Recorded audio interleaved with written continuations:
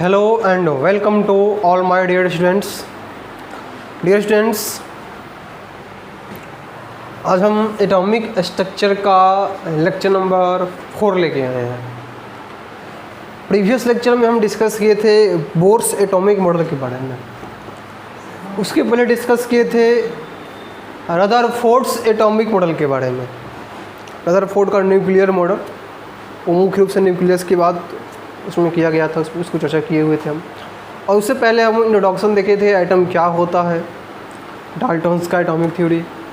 ठीक है, तो ये आपका एटॉमिक स्ट्रक्चर का 4th लेक्चर है। यदि इसके पहले का आप 3 लेक्चर नहीं देखे हैं तो इस चैनल के प्लेलिस्ट में जाइए, वहाँ पे आपको इसके पहले का 3 लेक्चर मिल जाएगा।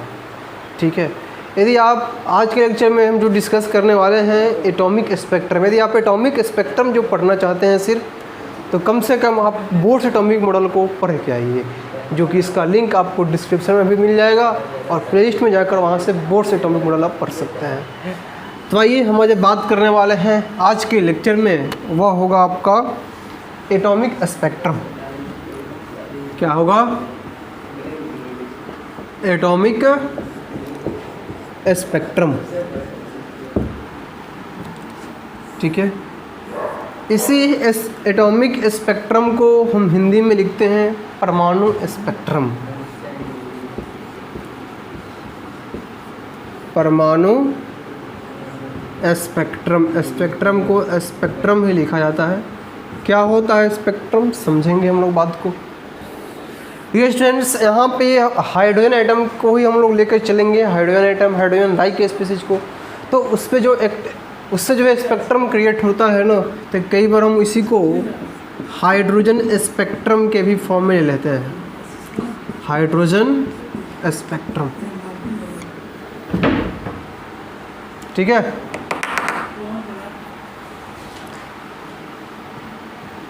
चलिए, तो इसी चीज़ को हम हाइड्रोजन एटम स्पीसीज को लेकर चलते हैं, तो उससे जो स्पेक्ट्रम क्रिएट होता है हाइड्रोजन स्पेक्ट्रम बोल देते हैं।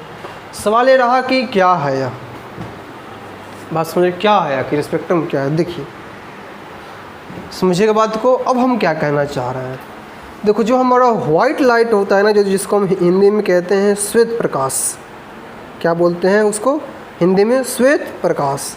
तो श्वेत प्रकाश जो होता है 7 कलर में विभक्त हो जाता है।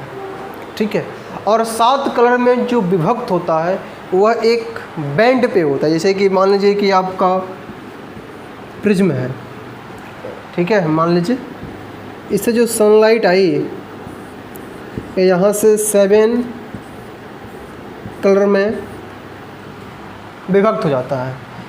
ये जो बैंड है आपका, इस बैंड पे मान लीजिए कोई आपका एक सिस्टम है, यहाँ पे बैंड इसको बोलते हैं। ठीक है, इस पे जो लाइट का इफेक्टिव हुआ, इस पे जो स्पेक्ट्रम क्रिएट हुआ, यही मतलब कि इस पे जो, और अच्छा से कहना जाए, जो विकिरण उत्पन्न हुई, इसी को हम बोल देते हैं स्पेक्ट्रम। इसी को क्या बोल देते हैं? स्पेक्ट्रम। क्लियर? बस यही चीज़ है। तो आइए हम डिस्कस करते हैं। खैर, आपको यहाँ पे बात होगी हाइड्रोजन एटम की, हाइड्रोजन लाइक स्पीसीज, हम लोग वेवलेंथ निकालना सीखेंगे, सारी चीज़ यहाँ पे डिस्कस हम करने वाले हैं। क्लियर हुआ कंसेप्ट? चलिए, तो आइए हम स्टार्ट करते हैं। आपका आज का टॉपिक जो है आपका हाइड्रोजन स्पेक्ट्रम, एटॉमिक स्पेक्ट्रम बोलिए। ठीक है, क्लियर कंसेप्ट? चलो, तो अब हम समझते हैं थोड़ा सा बोर्स एटॉमिक मॉडल के बारे में, जो कि हम आपको बताए हुए थे पिछले लेक्चर में। क्या बताए थे, ध्यान से समझना। बोर्स मॉडल में आपको हम बताए थे खासकर हाइड्रोजन एटम की। ठीक है, आपको हम बताए थे कि जो आपका हाइड्रोजन एटम होता है ये कुछ इस तरह से होता है। ठीक है, इसका यह ऑर्बिट हुआ, मान लीजिए सबसे यह आपका पहला ऑर्बिट, या दूसरा, या तीसरा, या चौथा। ठीक है, पहला ऑर्बिट, इसका जो एटॉमिक रेडियस है, जो आपका इसका एनर्जी होता था E1, इसको आप E1 मान कर चलो। E1 या इसका एनर्जी मान लीजिए कि E2, इसका एनर्जी आपका E3 और ये स्टूडेंट्स इसका एनर्जी आपका E4। E1 का जो एनर्जी आ रहा था कैलकुलेट हम लोग किए थे 13.6 इलेक्ट्रोवोल्ट के आसपास, याद कीजिए,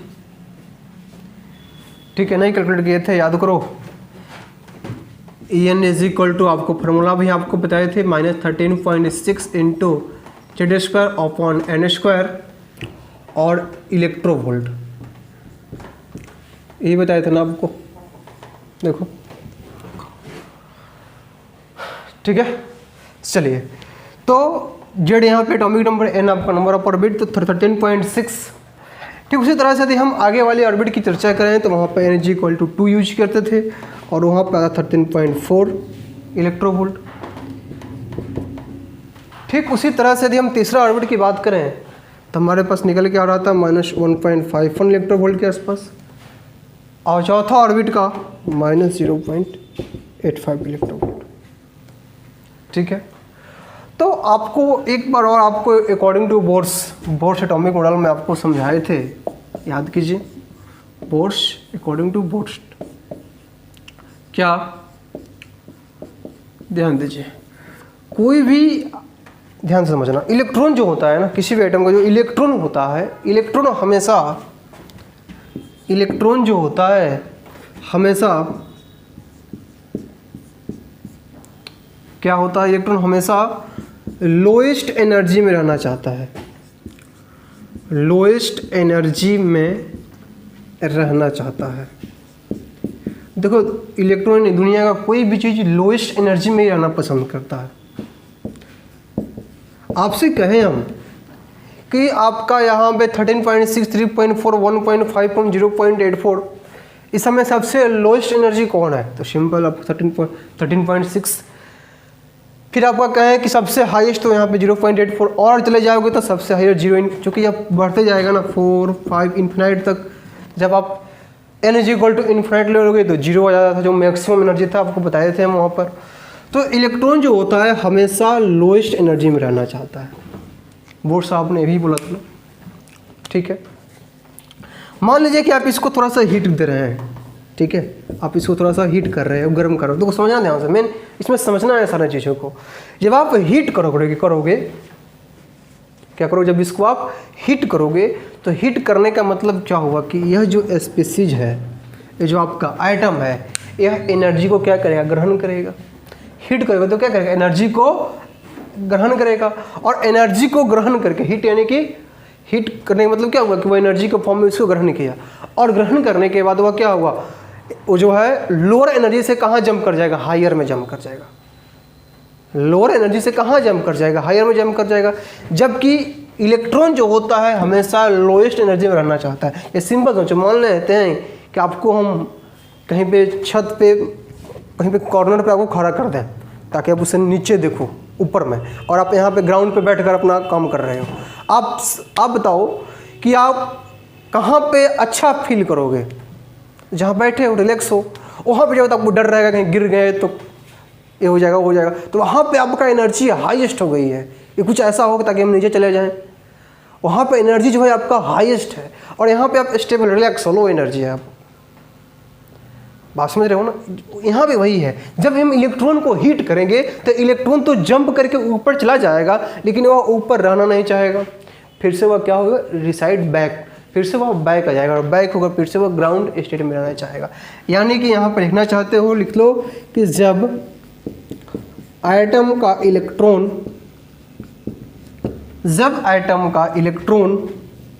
जंप करके हायर एनर्जी में जाएगा, हायर एनर्जी यानी कि उच्च ऊर्जा में जाएगा, तो वह इलेक्ट्रॉन वहाँ नहीं रह सकेगा, ठीक है। वह पुनः बैक होकर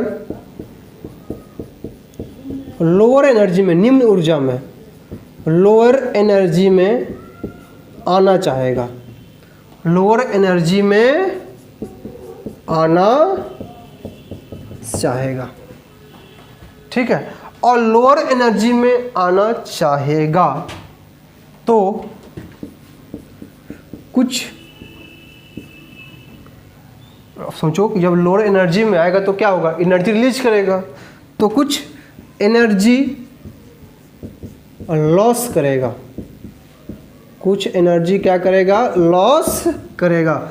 ड्यूरेशन जब वह हायर एनर्जी से लोअर एनर्जी में आएगा तो कुछ एनर्जी को क्या करेगा, वह लॉस करेगा, तब ना, चूंकि हायर एनर्जी है, लो एनर्जी में आ रहा है। हायर एनर्जी का तात्पर्य यह है कि हायर ऑर्बिटल है, हायर ऑर्बिटल नहीं, हायर ऑर्बिट में, हायर कक्षा में चला गया है, वह लोअर कक्षा में आना चाहता है। हायर कक्षा हायर एनर्जी, लोअर कक्षा लोअर एनर्जी। तो कहना हम यह चाहते हैं कि जब वह लोअर एनर्जी से, जब वो हायर एनर्जी से लोअर एनर्जी माना चाहेगा तो एनर्जी को रिलीज करेगा, और जो एनर्जी रिलीज होगा, जो एनर्जी लॉस होगा, जो एनर्जी का निष्कासन होगा, वह विकिरण के फॉर्म में होगा, या तो विकिरण, ऐसे लिख लो इसको, विकिरण के फॉर्म में, ठीक है, या वेव के फॉर्म में, वेव तरंग के फॉर्म में, तरंग, ठीक है। इसी को हम बोलते हैं electromagnetic wave, electromagnetic wave, EMW। शायद आपको यहाँ पे दिखाई दे रहा होगा, देखो तो यहाँ पे दिखाई दे रहा है, हाँ जी बिल्कुल आपको दिखाई दे रहा होगा, ठीक है। थोड़ा सा इसको ऐसे करो ताकि वहाँ पे दिख जाए। इलेक्ट्रोमैग्नेटिक वेव मतलब कि जो एनर्जी, ध्यान से समझना, जो एनर्जी हायर से लोअर एनर्जी में आएगा और जो एनर्जी लॉस करेगा ना, वह या तो रेडिएशन के फॉर्म में होगा, वेव के फॉर्म में होगा, उसी को हम बोलते हैं कि और अच्छा से कहना चाहें तो इलेक्ट्रोमैग्नेटिक वेव के फॉर्म में एनर्जी रिलीज होगा। Clear concept? बस इस बात को ध्यान में रखना कि जब ये एटम इलेक्ट्रॉन जंप करके हायर एनर्जी में जाए, सवाल है कि जंप करके क्यों चला जाएगा, तो उसको आप हीट दोगे, टेम्परेचर दोगे, तो हायर एनर्जी में जाएगा, और हायर एनर्जी से पुनः वह बैक आएगा तो एनर्जी को लॉस करेगा, एनर्जी को लॉस करेगा तो किस फॉर्म में लॉस करेगा, तो वेव के फॉर्म में, विकिरण के फॉर्म में। डिस्टेंस उसी को हम बोल देते हैं इलेक्ट्रोमैग्नेटिक वेव। क्लियर हुआ कंसेप्ट? तो यहाँ सवाल ये रहा कि आखिर लॉस करेगा तो कितना लॉस करेगा। मानते हैं कि एनर्जी लॉस किया, विकिरण के फॉर्म में, वेव के फॉर्म में, कितना लॉस करेगा, तो आप इसको लिखिए। फिर वही चीज़ हम समझने वाले हैं कि कितना एनर्जी लॉस करेगा। जल्दी इसको लिखना चाहते हो तो लिखो जल्दी से, फिर हम आगे चलते हैं। जल्दी लिखिए सभी लोग, बस सिंपल है, थोड़ा सा आपको ध्यान रखना होगा।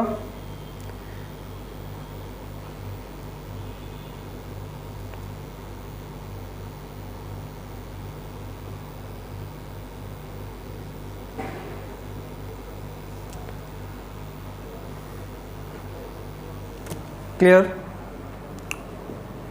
चलो बस सिंपल है। विकिरण, कई बार आपको वेवलेंथ लिख सकते हो यहाँ पे, वेवलेंथ, ठीक है, वेवलेंथ, तरंगदैर्घ्य के फॉर्म में भी लिख सकते हैं कि एक ही बात है, वेव का लेंथ को तो वेवलेंथ बोलते हैं ना, ठीक है। लाइट के फॉर्म में भी, ठीक है, प्रकाश। चलिए तो आइए इसको मिटाते हैं और सवाल लेते हैं। आई होप आप इसको लिख लिए हो। मिटाते हैं, बस इस बात को ध्यान में लेकर आपको चलना होगा।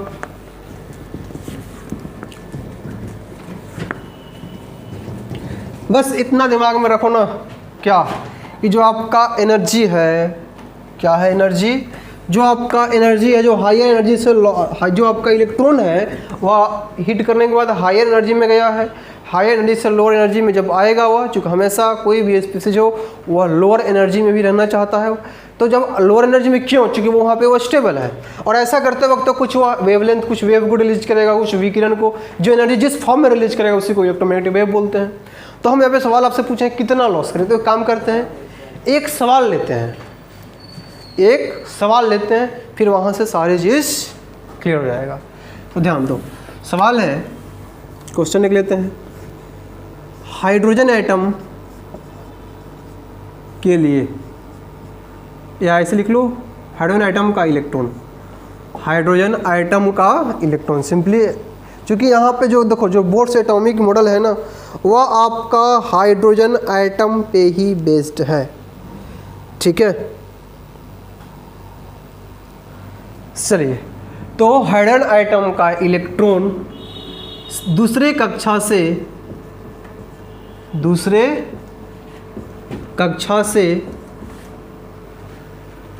पहली कक्षा में जंप करता है तो वह इलेक्ट्रॉन कितना ऐसे लिख लो इसको, वह इलेक्ट्रॉन कितना ऊर्जा निष्कासित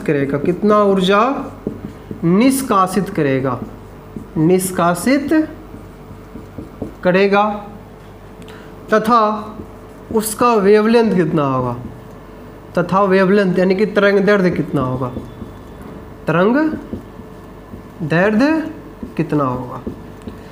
कितना होगा। एक सवाल हम ले रहे हैं सिंपली, इस सवाल से सारा कंसेप्ट आपका क्लियर हो जाएगा। सवाल यह है कि हाइड्रोजन एटम है आपका, हाइड्रोजन एटम के लिए इलेक्ट्रॉन की बात हो रही है, बात समझ रहे हो ना। चलिए तो आइए डिस्कस करते हैं। देखिए हमारे पास मान लो, देखो यहाँ भी है, यहाँ पे हालांकि इसको और अच्छा सम, अब यहाँ पे इसको हाइड्रोजन एटम भी के है यही, हाँ हाइड्रोजन एटम लिखा हुआ है, इसको समझा कर फिर वहाँ से एक बार आपको लिंक देंगे, ध्यान दो।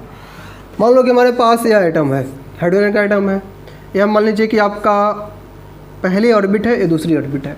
तो कह रहा है कि इलेक्ट्रॉन दूसरी कक्षा से पहली कक्षा में आया है, यानी कि सेकेंड ऑर्बिट से पहली कक्षा में आया हुआ है।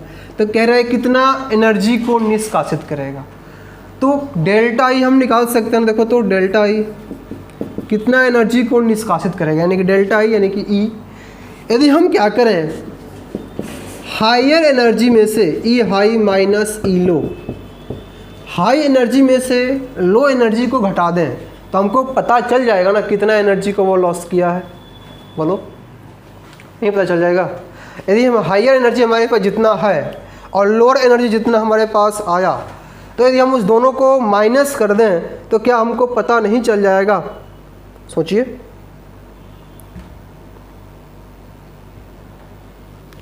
बोलो क्लियर हो कंसेप्ट। चलिए तो यहाँ पे हाई एनर्जी, तो हायर एनर्जी ई हायर, तो ई हायर कौन है आपका, सेकंड वाला है, दूसरी कक्षा वाला है n इज इक्वल टू 2, पहली कक्षा वाला है आपका लोअर एनर्जी। तो हम लिख सकते हैं ना कि En2 यहाँ पे N2 मतलब हायर एनर्जी यानी कि हायर ऑर्बिटल, और ई लो यानी कि En1 कर दो इसको, N1 En2 माइनस En1, या ऐसे भी अच्छा नहीं लग रहा है, एक काम करते हैं Ne2 माइनस E1 कर दो, E2 माइनस E1। क्लियर, क्या दिक्कत है। चलो एनर्जी के लिए क्या फार्मूला है,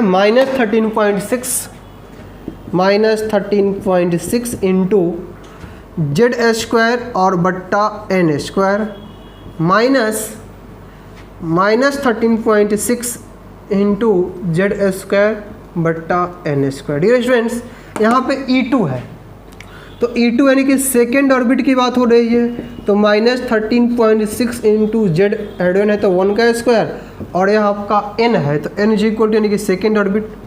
देखो ना E आपका यहाँ n इज इक्वल टू 2 ही एनर्जी हायर वाला, तो लिख सकते हो n इज इक्वल टू 2 के बदले में 2 का square minus of -13.6 into Z का स्क्वायर, जेड तो आपका 1 है ही, 1 का स्क्वायर और n स्क्वायर, तो आपका पहली है E1 है ना, n is equal to first, तो 1 का स्क्वायर। क्लियर, यानी कि -13.6 और इंटू 1/4, तो सीधे बट्टा में 4 लिख देते हैं और -13.6। अच्छा एक चीज़ और, यहाँ पे माइनस माइनस तो यह प्लस हो जाएगा ना, ठीक है। चलिए बहुत बढ़िया, तो प्लस हो जाएगा, तो +13.6 और इसको डिवाइड करें तो -13.4 यानी कि 10.1 इलेक्ट्रोवोल्ट। देखो तो यहाँ तक दिखाई दे रहा है सभी को, 10.1 इलेक्ट्रोवोल्ट। चलिए तो आई होप आपको यहाँ दिखाई दे रहा होगा। क्लियर, कैसे निकाले पता चला, E2 में से E1 माइनस कर दिए हम, E2 में से E1 माइनस कर दिया, यानी कि सेकेंड ऑर्बिट से, ध्यान दो, हाइड्रोजन एटम का जो इलेक्ट्रॉन है दूसरी कक्षा से पहली कक्षा में आने के लिए कितना एनर्जी को निष्कासित करेगा, तो 10.1 इलेक्ट्रोवोल्ट। डेल्टा ई का वैल्यू कितना आ गया, डेल्टा ई इक्वल 10.1 इलेक्ट्रोवोल्ट को जब यह निष्कासित करेगा तो दूसरे वाले से पहली कक्षा में आएगा। डियर स्टूडेंट्स, यहाँ भी आप समझो बात को, ये हाइड्रोजन एटम ये है ना, पहले वाला का 13.6 है या 3.4 है, देखो तो 13.6 है या कितना है, 13.4। जरा सोचो, N1 first, N first 13.6, N2 second वाला 3.4, यही है ना, यह हायर है या लो है। देखो तो इसको यदि तुम माइनस में है ना, माइनस में इसको 10.1 इलेक्ट्रोवोल्ट दो एनर्जी, बात को समझना, इसको 10.4 इलेक्ट्रोवोल्ट एनर्जी दो तो क्या होगा, माने 13.6 में फिर से यहाँ नहीं चला आएगा। सोचो, वही कहानी है यहाँ पे, यह इतना एनर्जी था उसको इतना लॉस किया, वो बन गया आपका, यही वाला कहानी। बोलो यहाँ तक में कोई परेशानी किसी को? ऐसा सवाल आएगा तो आप बना दीजिएगा ना, बस E2 माइनस E1 कर दिए हैं, हाँ जी बिल्कुल। अच्छा 10.2 है ना, 64 है, 10.2 वेरी गुड 2, यानी कि यह जो एनर्जी इतना को यह लॉस कर देगा ना, इतना को बाहर निकाल देगा तो फिर यहाँ पे पहुँच जाएगा, यानी कि पहले वाले में। Clear concept? चलो बहुत बढ़िया, वेरी गुड। चलिए अब जरा सोचो, ये तो आपसे कह दिया कि कितना ऊर्जा निष्कासित होगा, आप बता दिए 10.2 इलेक्ट्रोवोल्ट ऊर्जा निष्कासित होगा। कह रहा है कि तरंग दैर्ध्य यानी कि वेवलेंथ आपसे पूछ रहा है। क्या पूछ रहा है? वेवलेंथ। तो एक बात और ध्यान दो, इसको मिटाते हैं।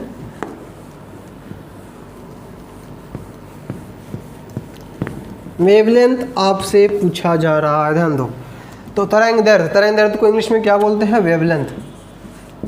Wave length. ड्यूरेशन से वेवलेंथ का जो सिंबल होता है वो लेमडा होता है, ये आपका वेवलेंथ। वेवलेंथ आपसे पूछ रहा है, देखो energy is equal to, formula एक होता है Sc upon lambda, Sc upon lambda. तो जब E is equal to Sc upon lambda है तो E यानी कि एनर्जी कितना निकला, 1/2, बस डायरेक्ट चेंज ऑफ एनर्जी है, इट मीन्स को भी कहने एनर्जी है ना, तो लिख दो यहाँ पे 10.2 is equal to H is equal to Planck's constant, जिसका वैल्यू आपको पता है, याद कीजिए 6.96 के आस 56 के आसपास था। देखो -13.4 जूल सेकेंड, ठीक है।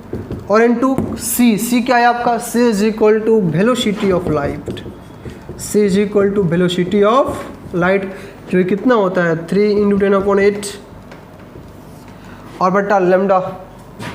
तो यहाँ से तो आप लेमडा प्राप्त कर ही सकते हो ना। देखो कोई दिक्कत? यहाँ से तो आप लेमडा पता कर सकते हो डियर स्टूडेंट्स, बोलो कोई परेशानी, कोई दिक्कत? अब देखो ध्यान से समझना बात को, is equal to Sc upon lambda, यहाँ से आप लेमडा पता कर सकते हो। देखो कितना एनर्जी तो हमको पता चल गया, अच्छी बात है, आगे एनर्जी। लेमडा निकालने के लिए आपको इतना सारा कैलकुलेशन करना पड़ रहा है। जरा सोचो इसमें कांस्टेंट कौन है? हाइड्रोजन भी तो आपका सिंपल, देखो देखिए आपका H जो है आपका कांस्टेंट है, C भी कांस्टेंट है। जब हम इसको आप कैलकुलेट कर देंगे इस दोनों को, तो आप फाइनली यहाँ से वैसे भी निकाल सकते हो 13, और फिर आपका ऐसे लिखो इसको 12, खैर ठीक है, अब इसको कैलकुलेट कर लेना सिंपली। चलिए बस कुछ नहीं करना है आपको, ठीक है। अब ए भी आपका कांस्टेंट टर्म है, ए भी कांस्टेंट टर्म है, तो E इज इक्वल टू 12,375 बट्टा लेमडा। यहाँ से आप चाहें तो लेमडा को निकाल सकते हैं, E को यहाँ रख कर। जो लेमडा निकलेगा वह किस में निकलेगा? एंगस्ट्रॉन में निकलेगा। तो ये भी एक तरीका है, ठीक है। सवाल ये रहा कि क्या आपको सवाल एग्जाम में सवाल ऐसा ही रहेगा? हाँ जी बिल्कुल ऐसा ही रहेगा। Clear concept? अब मान लो, अब देखो दूसरे से पहले में आया, तीसरे से भी तो पहले में आ सकता है, चौथे से भी तो पहले में आ सकता है। तो वही जो इलेक्ट्रॉन चौथे से पहले से दूसरे से तीसरे से आएगा ना, वही एक स्पेक्ट्रम क्रिएट करेगा। और हाइड्रोजन एटम का है तो उसी को हम बोल देते हैं हाइड्रोजन स्पेक्ट्रम। तो खैर हम समझा रहे हैं, आपको परेशान नहीं होना है। एक काम कीजिए, इसको लिखना चाहते हैं तो इसको लिखिए, फिर एक अच्छा सा फार्मूला बनाते हैं जिससे कि आप लैम्डा को आसानी से कैलकुलेट कर सकते हो। तो इसको लिखिए, फिर आगे चलते हैं।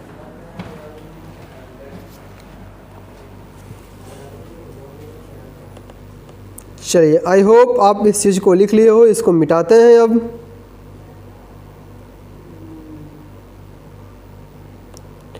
मिटा दें।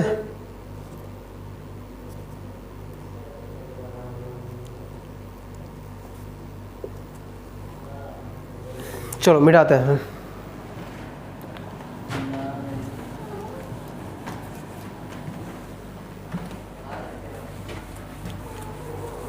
देखिए,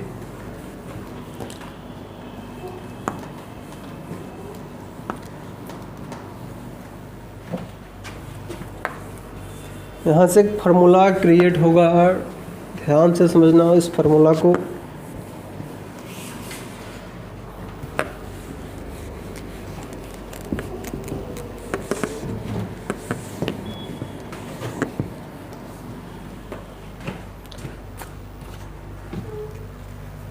देखो, मान लीजिए कि हमारे पास जो आपका इलेक्ट्रॉन है, let electron jump n2 to n is equal to n2 to n is equal to n1। यहाँ पे n2 n1 क्या है डियर स्टूडेंट्स? तो n2 का मतलब होता है यहाँ पे higher energy orbital, higher energy वाला ऑर्बिट और n1 का मतलब होता है यहाँ पर लोअर एनर्जी वाला ऑर्बिट, लोअर एनर्जी वाला ऑर्बिट। ठीक है, तो n is equal to n2 हो गया और आपका यह लोअर हायर एनर्जी हो गया, लोअर एनर्जी हो गया। तो क्या करना होगा आपको, ध्यान दो, डेल्टा ई निकाल दो। डेल्टा ई जो चेंज ऑफ एनर्जी हम निकाल देते थे, delta E is equal to E higher minus E low. यही नहीं, एक फार्मूला बता रहे हैं। ठीक है, तो ई हाई माइनस ई लो। डियर स्टूडेंट्स, ई हाई का मतलब क्या, यानी कि ई हाई मतलब ई n2 हायर एनर्जी लेवल, इसी को माने है ना, और माइनस ई लो का मतलब क्या है, ई n1। क्लियर? तो अब देखो, n2 मतलब n2 इज इक्वल टू 2 भी हो सकता है, n2 इज इक्वल टू 5 भी हो सकता है, 3 भी हो सकता है। ठीक है, ध्यान रखना इस चीज़ को। हायर एनर्जी लेवल जिस रेस्पेक्ट में आप कंपेरिजन करो, जैसे कि कहें कि इलेक्ट्रॉन 3 से फर्स्ट में आ रहा है तो हायर एनर्जी लेवल 3 हो गया, लो एनर्जी लेवल यानी कि n1 आपका 1 हो गया। आपसे कहें इलेक्ट्रॉन 4 से 2 में आ रहा है तो फोर्थ आपका n2 हो गया और 2 आपका n1 हो गया। ठीक है, चलिए, तो en2 minus en1। Dear students, en2 minus en1 क्या करोगे, तो E एनर्जी का फॉर्मूला आपको पता ही है क्या, E is equal to minus 13.6 into Z square बटा एन स्क्वायर इलेक्ट्रोवोल्ट। तो क्या करोगे, माइनस 13.6 इंटू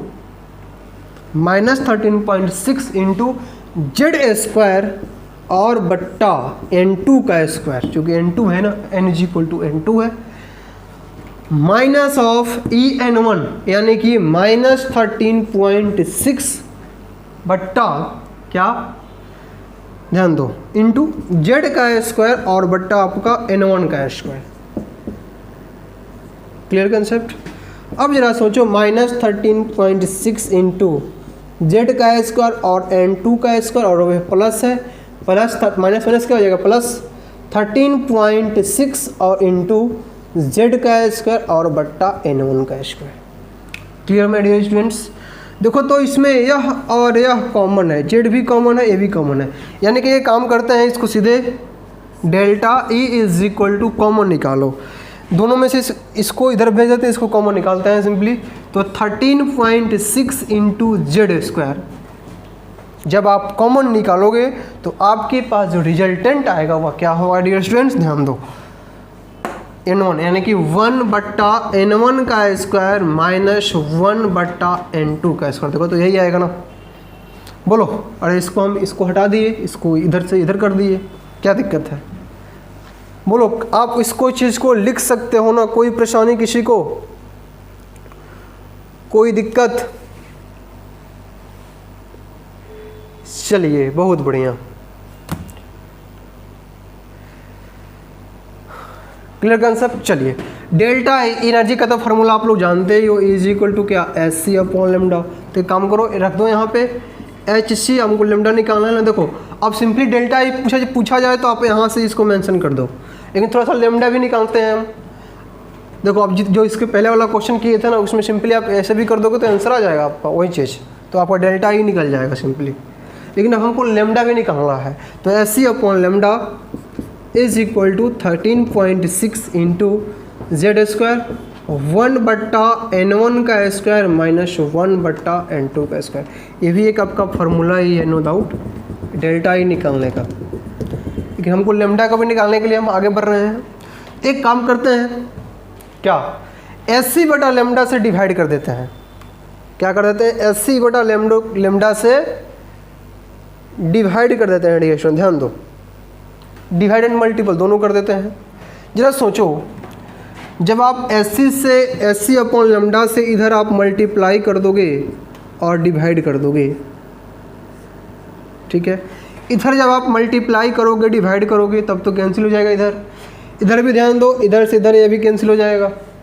तो क्या आएगा, 1 अपॉन लेमडा डिवाइड कर दो तो 13/6 एच सी और जेड का स्क्वायर 1/n1 का स्क्वायर माइनस 1/n2 का square.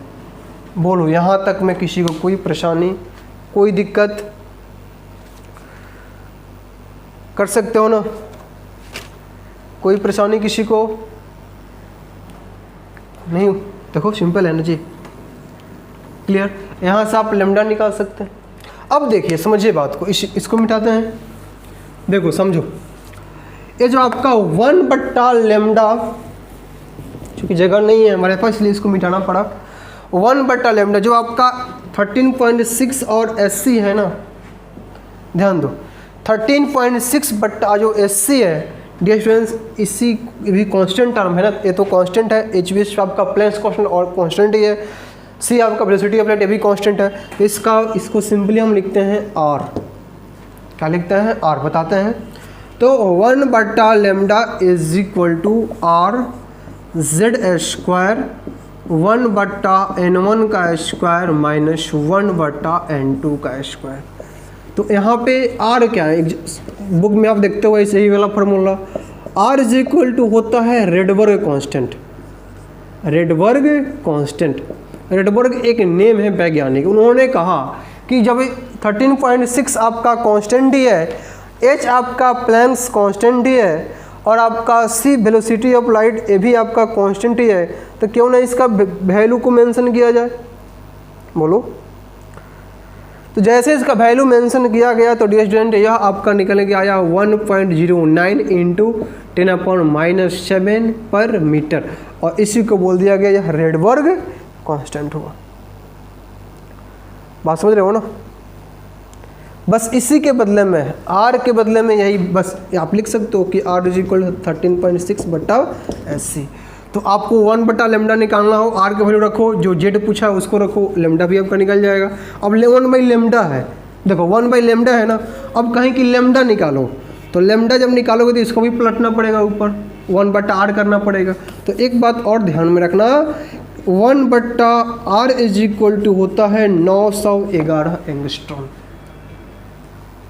1/r is equal to कितना होता है, 911 एंगस्ट्रॉम। ऐसा इसलिए लिख देना है, लिखा है ना, ताकि मान लो कि लेमडा निकाले, और लेमडा निकालेंगे तो क्या होगा, 1/r, ये आर है तो बट्टा में भी पलट जाएगा ना, तो 1/r हो जाएगा। उसके बदले में आपको क्या लिखना होगा, 911 एंगस्ट्रॉम लिखना होगा। Clear concept. तो इस तरह से आप लेमडा डेल्टा ई निकाल सकते हो। कोई परेशानी किसी को, कोई दिक्कत? क्लियर। तो इस फार्मूला को आपको ध्यान में रखना होगा कि लेमडा कैसे निकला हुआ है, आगे हम निकालेंगे भी और देखेंगे भी, ठीक है। कई बार 9 से 11 के बदले में हम 912 भी लेकर काम चला देते हैं, कैलकुलेशन के लिए इजी रहता है, तो परेशान होने की आवश्यकता नहीं है। तो सिंपल आज हम हाइड्रोजन स्पेक्ट्रम में उतना अच्छा से डेप्थ नहीं गए हम, आज सिर्फ आपको हम इतना बताएं कि डेल्टा ई और लेमडा कैसे निकालते हैं सिंपली। कल के लेक्चर में यानी कि कल अगले क्लास में हम क्या करेंगे, आपको n = 2 से 1 में आएंगे, 3 से 1 में आएंगे, इस तरह से कि आपका स्पेक्ट्रम बनेगा फाइनली, जिसमें लाइमन्स रह जाएगा, बाल्मर्स रह जाएगा। क्योंकि एक में जाएंगे तो काफ़ी लंबा चला जाएगा लेक्चर, तो आप उतना देख नहीं सकोगे एक बार में। इसलिए यह हाइड्रोजन स्पेक्ट्रम का या एटॉमिक स्पेक्ट्रम बोल दो, यह पहला लेक्चर है जिसमें हम डेल्टा ई निकालना सीख लिए, लेमडा निकालना सीख लिए। अगले लेक्चर में हम इसके आगे और आगे बढ़ेंगे कि जब इलेक्ट्रॉन जंप करेगा तो कितना वेवलेंथ से आएगा, बस इस फार्मूला को वहाँ पे यूज करेंगे, इसको ध्यान में लेकर चलना। तो आज के लिए इतना ही, थैंक यू फॉर वॉचिंग। यदि वीडियो अच्छा लगे तो इसको चैनल को सब्सक्राइब कीजिए, लाइक कीजिए, शेयर कीजिए, धन्यवाद। बस फार्मूला ध्यान में रखना।